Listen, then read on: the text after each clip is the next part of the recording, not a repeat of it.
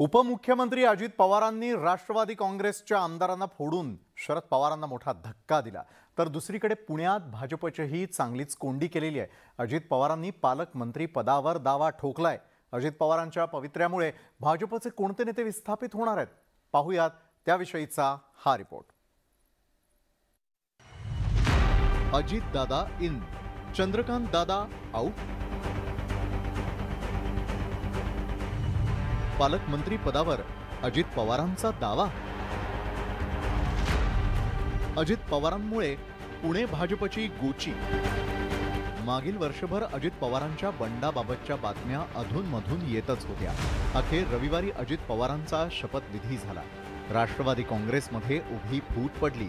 राष्ट्रीय पातळीवर विरोधकांची कशी जिरवली अशा आनंदात केंद्रातील भाजपचे नेते असतीलही, मात्र पुणे भाजपपुरती गपगार झाली आहे। कारण अजित पवार फक्त उपमुख्यमंत्री होऊन गप्प बसणार नाही, तर पुण्याच्या पालकमंत्री पदाचाही ताबा घेणार हे सर्वांनाच ठाऊक आहे।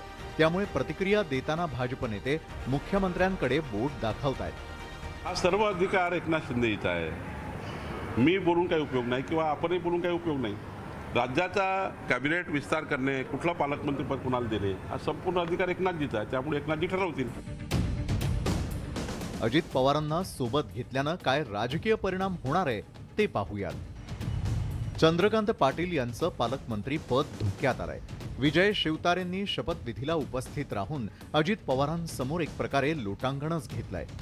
अजित पवारांना कंटाळून हर्षवर्धन पाटील भाजपमध्ये गेले, पण आता अजित पवारच भाजपच्या सरकारमध्ये आहेत। खेडमध्ये शिवाजीराव आढळराव पाटीलही नाराज असल्याची चर्चा सुरू झाली आहे। तसंच पुणे महापालिकेतही भाजपला अजित पवारांच्या गटाला सत्तेत वाटा द्यावा लागणार आहे।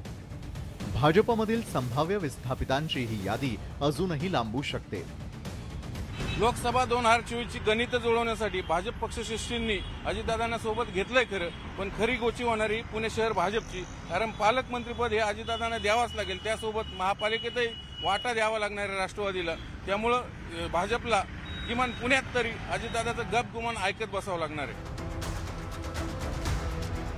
पुणे जिल्हा राष्ट्रवादी काँग्रेसचा बालेकिल्ला राहिल्यानं भाजपचे बहुतांश स्थानिक पदाधिकारी अजित पवारांची दादागिरी सहन करतच राजकारणात पुढे आले।